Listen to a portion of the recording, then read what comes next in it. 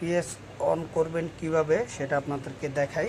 এটা হলো একটা পাওয়ার বাটন, এটা একটা চাপ দিছি, দেখতেছেন স্ক্রিন আসছে, কিন্তু না ইপিএস অন হয় নাই, ইপিএসটা অফ হয়ে গেছে, দেখতেছেন ইপিএসটা অন হয় নাই। এই যে মনে হয় যে আপনাদের কাছে ইপিএস অন হয়েছে, কিন্তু ইপিএসটা অন হয় নাই, অফ হয়ে গেছে। তো অন করবেন কিভাবে, এটা একটু ধরে রাখতে হবে 3 সেকেন্ড, 1 2 3 ছেড়ে দেন, যে শব্দটা হয়েছে টিট করে, দেখতেছেন লাইটগুলো জ্বলবে। এখন একটু ব্যাকআপে ধরছে, অলরেডি সে ব্যাকআপ নিতেছে, অলরেডি ধরছে, ঠিক আছে, সে অলরেডি ব্যাকআপ দিতেছে, দেখতেছেন।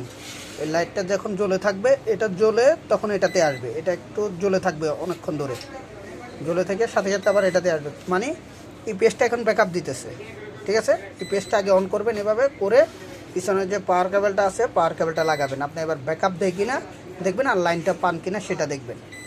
এটা হলো আপনার ইপিএসের ক্ষেত্রে, সকল ইপিএসের ক্ষেত্রে এভাবে অন অফ করা যায়।